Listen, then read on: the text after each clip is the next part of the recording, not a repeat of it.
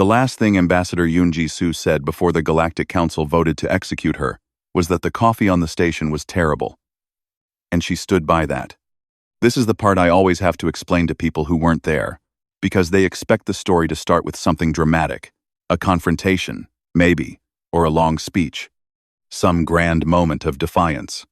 But the truth is that it started with Yoon in the Council's diplomatic antechamber, holding a cup of something that smelled like burnt rubber and ambition, making a face that I can only describe as deeply, personally offended. "It's not even trying," she told the Veth protocol officer who'd handed it to her. "This machine has given up on itself." The Veth officer, whose name translated roughly to clicking sound of approval, had no idea what she meant. The Veth don't drink liquids. They absorb nutrients through a membrane along their lateral ridge, which sounds disgusting until you realize it means they never have to eat a bad meal, at which point it sounds incredible. Clicking sound of approval stared at the coffee cup the way you might stare at a human who was complaining about the temperature of a rock. "The council is ready for you," he said. "The council can wait 2 minutes," Yoon said, and took another sip with the resigned expression of someone choosing their battles. "Okay. I'm ready. Lead the way." She'd been the Earth Diplomatic Corps' senior xenolinguist for 11 years. She spoke 9 alien languages, 3 of them well enough that native speakers had accused her of having Veth or Choir or Grenthi ancestry, which was biologically impossible, but apparently meant as a compliment. She'd negotiated the Beller trade routes, the Conclave fishing accords, the enormously complicated situation involving the Dresh homeworld, and what Earth had technically done to 17% of their ocean. She was, by any reasonable metric, one of the best diplomats humanity had ever produced. She walked into the council chamber and smiled at the assembled delegates. The Galactic Council chamber was the kind of room that had been designed by a committee of 47 species over 200 years, which meant it was spectacular and completely dysfunctional. The ceiling was 400 feet high because the Valoris delegation needed that much vertical clearance. The temperature was kept at a compromise that no one found comfortable. The lighting cycled every 90 seconds to accommodate 7 different visual spectrums, which meant that for about 11 seconds out of every minute and a half, everything went a specific shade of orange that made humans look faintly ill. Yoon looked faintly ill. She didn't let it show in her posture. She was already walking toward the speaking position, the circular dais, in the center of the floor, when the council's head clerk, a Dresh named something that translated to measured footsteps in quiet water, called the session to order. The formal complaint had been filed by the Grenthi Collective. Yoon had been present at a sub-council negotiation 3 days earlier, during which she had, apparently, said something to Veth Senior Counselor Resonant Stone in deep water that had caused him to make a sound. The sound was the problem. In Veth culture, the sound Resonant Stone in deep water had made a brief, involuntary clicking whistle that traveled up through his crest was called a Voth. There is no perfect translation, but the closest one is something like the noise a dignified person makes when they are briefly, against their better judgment, amused. It was not laughter.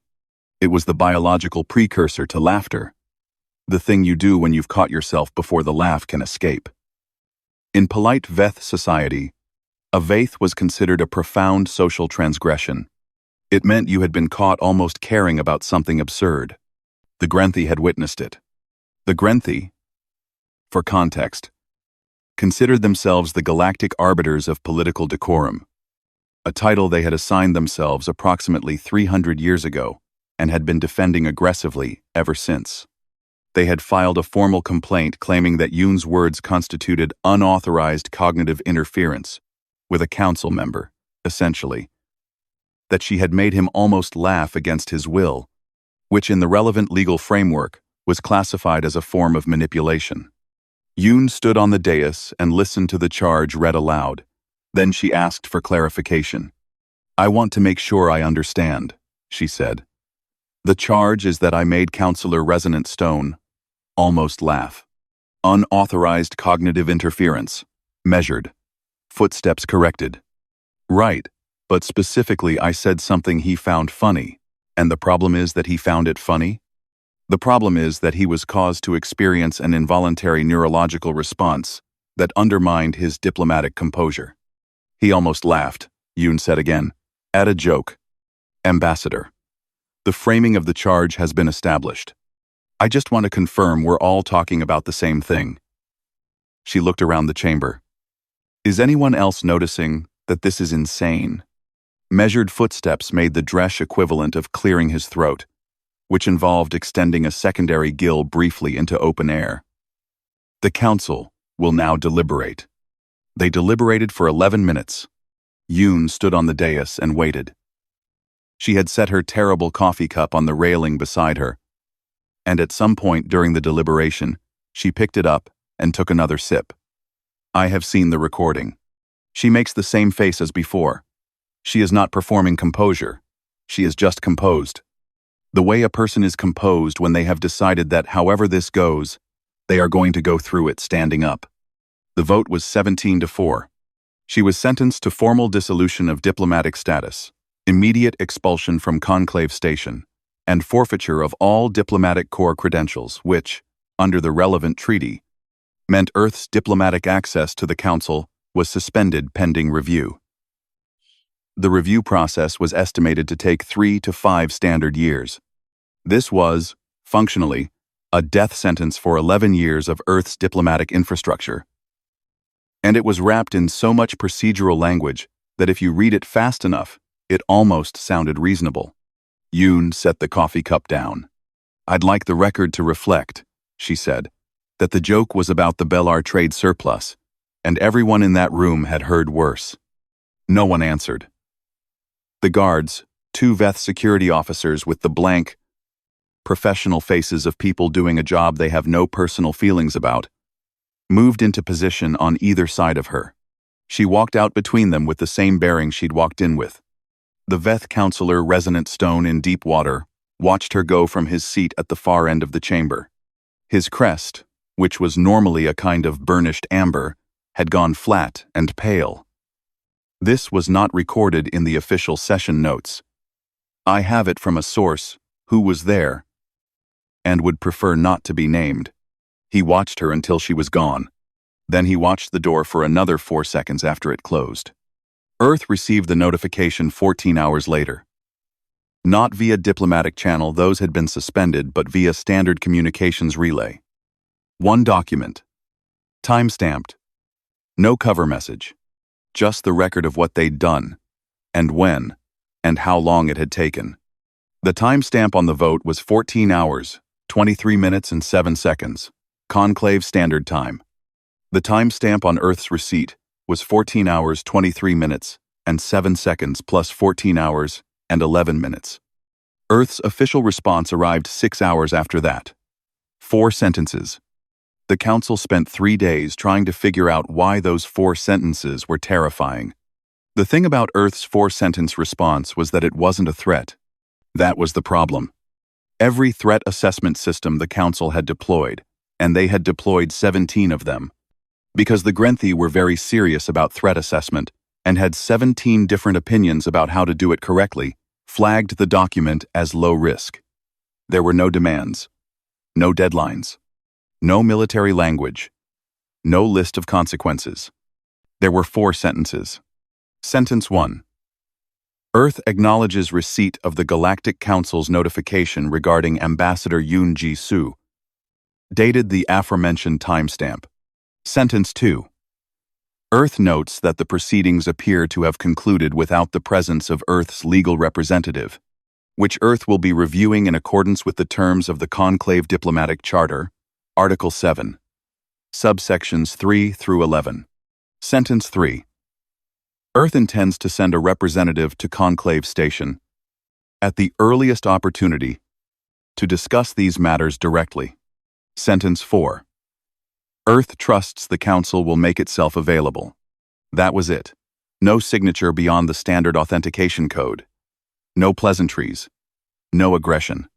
Just 4 sentences that said, essentially, we noticed, we're reviewing, someone's coming, be there. The threat assessment system said, low risk. The council's senior members looked at those 4 sentences and felt something they didn't have a precise word for. In English, the closest thing would be dread, but that implies a known danger. This was dread's quieter cousin, the feeling you get when you realize you've done something and you don't yet know what it's going to cost you. Deputy Consul Brennan arrived 3 days later. His shuttle was a standard diplomatic transport, not armed, not armored, smaller than the council's own courier vessels. He requested docking clearance through proper channels, filed the correct forms in the correct order, and arrived at Gate 7 of Conclave Station, carrying a leather bag, a personal reading device, and what appeared to be a small, square cushion. The cushion was for his back. He had a disc problem.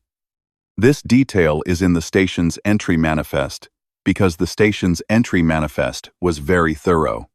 He was 43 years old, slightly above average height, with the patient, unhurried face of a man who had been in a lot of rooms where people were very upset and had learned to wait them out. He'd served in the diplomatic corps for 18 years. Before that, labor arbitration.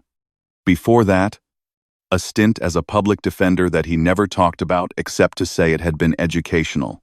He was not a large man. He was not an intimidating man.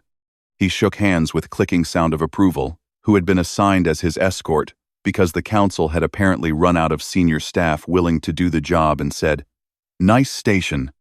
The coffee any good?" Clicking sound of approval did not know how to answer this.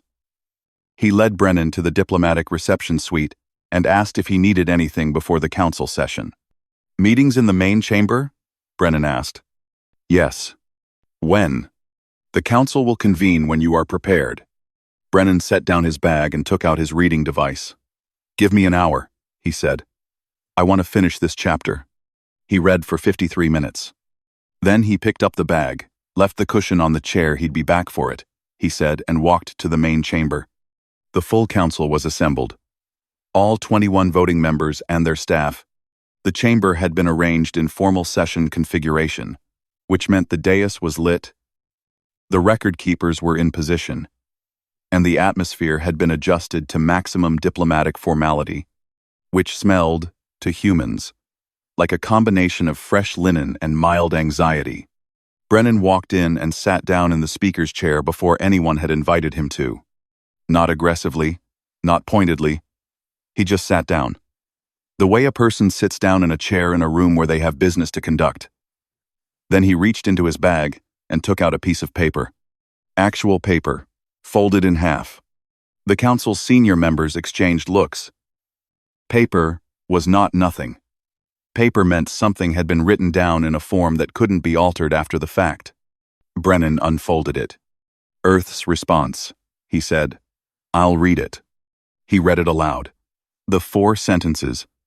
Slowly, clearly, in conclave standard, which he spoke without accent. Then he folded the paper back up and put it in his pocket. The chamber was quiet. Senior Counselor Resonant Stone in Deep Water, the one who had almost laughed, sat in his position at the far end of the curved bench. His crest was flat. Had been flat, apparently, for 3 days. Measured footsteps broke the silence. Deputy Consul Brennan. "The council is prepared to discuss the matter of Ambassador Yoon's credentials and the possibility of—" "The 4 sentences mean what they say," Brennan said. "I beg your pardon? I've found it helps to establish that early." He settled back in the chair. "Earth acknowledges receipt. Earth is reviewing Article 7. Earth sent me. And Earth trusts. You'll be available." He looked around the chamber. "We're available. You're available. That's step 3 and 4 handled." The Grenthi delegate, whose name was an 8-syllable compound that most non-Grenthi shortened to Senior Delegate Greth, leaned forward. "Deputy Consul, I want to be clear that the council's action regarding Ambassador Yoon was taken in full accordance with—" "I know," Brennan said. "The relevant provisions of the diplomatic conduct framework, specifically regarding cognitive interference with—" "I know," Brennan said again, same tone. "Not interrupting, exactly." Greth stopped. "I've read the relevant provisions," Brennan said. "All of them. Articles 7 through 14. The Conduct Framework in full. The Supplementary Guidelines on Cognitive Interference. And the case history going back about 200 years. He paused. I read fast. The chamber was quiet again. What I'd like to discuss today, Brennan said, is Article 7, subsection 6, which specifies the conditions under which a diplomatic action requires legal review before taking effect, and subsection 9, which outlines the required notification period for the accused diplomat's home government before sentencing can be finalized. He looked at measured footsteps. I couldn't find the notification in the record. Could you help me locate it? Measured footsteps extended his secondary gill. The notification provisions are subject to interpretation in cases of... Subsection 9 doesn't have an exception clause, Brennan said. I checked 3 times. Another silence. So, Brennan said, I'd like to discuss that. That night, 3 of the council's perimeter security buoys went dark. No explosion, no signal, no communication. They simply stopped transmitting. Diagnostics showed the buoys were physically present and structurally intact. They had just stopped. The council's security division ran analysis for 6 hours before concluding that the buoys had not malfunctioned. Something had spoken to them, very politely, in their own communication protocol, and asked them to be quiet for a while. The security report used the phrase, targeted electronic suppression of unknown origin.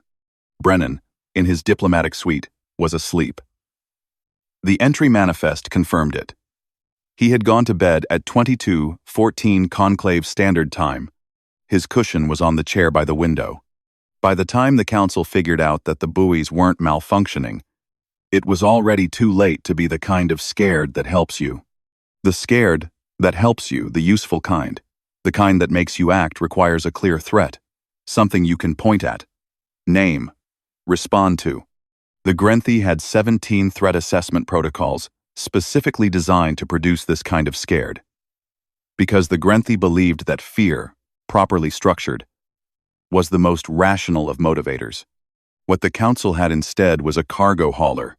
It arrived at Conclave Station's primary resupply hub on the 4th day after Brennan's arrival, moving at standard approach speed, running all correct transponder signals, with full documentation filed in triplicate. Its name, registered with the Conclave Port Authority, was the Yun-Ji-Su. Its manifest listed scheduled maintenance for approximately 9 to 12 standard days. It docked at Bay 14 and did not move. Bay 14 was the hub's largest bay, positioned at the junction of the 2 main loading corridors. With the Yun-Ji-Su sitting in it, neither corridor could operate at full capacity. The math worked out to about 40% reduced throughput on all incoming supply lines. Not nothing. Not a crisis. Just reduced. The hub manager, a Dresch named something that translated to patient counting of small things, filed a request through the Port Authority asking the Yun-Ji-Su to complete its maintenance or move to a supplementary bay. The ship's captain, voice only, no visual, said she was waiting on a parts delivery. She had documentation. She provided it. Patient counting of small things reviewed the documentation and found it completely in order. The parts had been ordered from a supplier 2 transit weeks away. This was not illegal. The Port Authority had no legal framework for telling a ship with valid documentation to vacate a bay it had legally docked in. The maintenance rules were clear. The paperwork was immaculate. Patient counting of small things filed a note of concern and went back to counting. Brennan, meanwhile, had taken up residence in the diplomatic lounge on level 4. He ate lunch there every day. He read his book. Occasionally, he spoke to the serving staff, one of the choir attendants, a cluster being named something that sounded like a musical chord, had apparently developed an interest in human linguistics, and Brennan was walking her through the irregular verbs.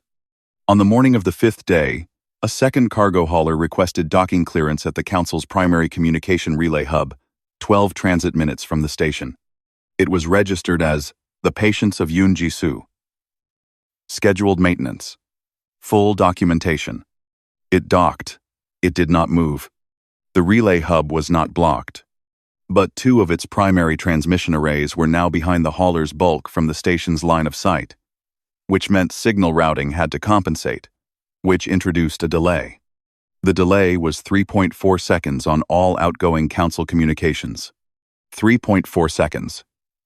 Nothing, in any practical sense. Unless you were the kind of civilization that had built its diplomatic and administrative infrastructure on real-time communication, in which case 3.4 seconds was the difference between a response and a missed window on about 40% of time-sensitive negotiations. The Council's administrative division noticed on the 6th day.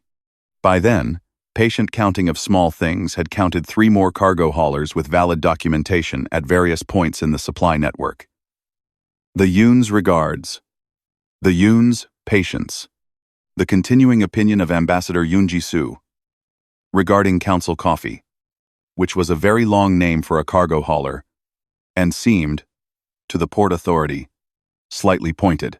A junior aide in the Council's records division pulled all registration documentation for the fleet. Every ship had been registered within the last 2 years. Every ship had full legal standing. Every ship was crewed by humans holding valid conclave commercial licenses. Every ship had arrived with correct paperwork and excellent documentation, and the specific kind of polite, helpful communication style that made them impossible to object to through normal channels. The aide took this report to her supervisor. Her supervisor took it to the Council's senior administrative staff. The senior administrative staff looked at it for a long time. Then someone said, "They named them all after her." Nobody answered. Not because there was nothing to say, but because the thing that needed saying was too large for a meeting room. They named them all after her. Every single ship in this quiet, strangling fleet was named after the woman the Council had sentenced and expelled in 11 minutes over a joke. They weren't blockading the station. They weren't firing weapons. They were filling out forms and waiting for parts and being extremely courteous about it. And every ship they did it with carried her name like a flag. The Council called an emergency session. Brennan was invited. He was on page 340 of his book. He finished the chapter first. Then he marked his place, set it on the table, and walked down to the chamber. Here is what the Galactic Council did not understand about humans until the moment Brennan put his book face down on the table beside him. They don't want your king. They just need you to know they could have him. This is a distinction that sounds philosophical until you are sitting in a room with a human who has placed a data chip in the center of a conference table and is waiting for you to pick it up. Brennan had set it down without ceremony, not slid it, not presented it, not announced it. Just placed it there the way you set down your keys when you come home, automatic, assured. The gesture of a person who has already decided how this ends. The chip was small, black, standard conclave data format. No one touched it. Brennan waited approximately 8 seconds. Then he said, "It's not armed."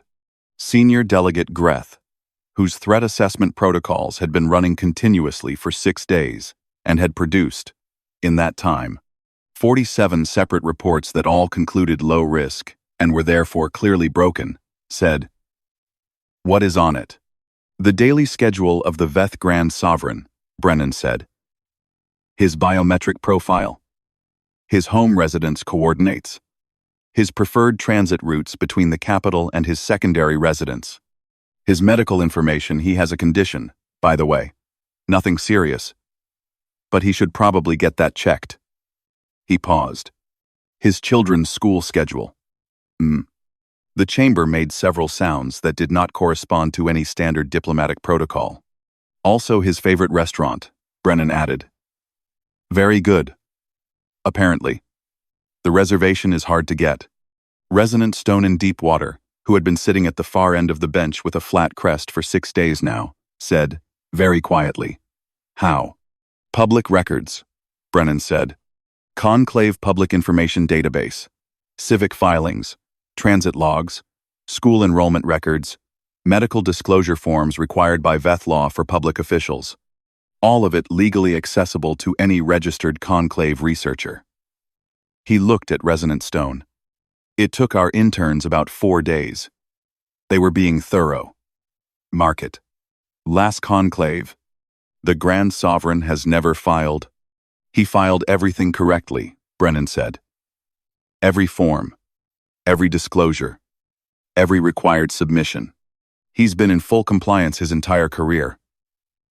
The issue is that compliance and privacy are not the same thing, and no one on the Grand Sovereign's staff ever thought someone would care enough to look. This is... Greth started. Legal. Brennan said. Completely, entirely, without question legal.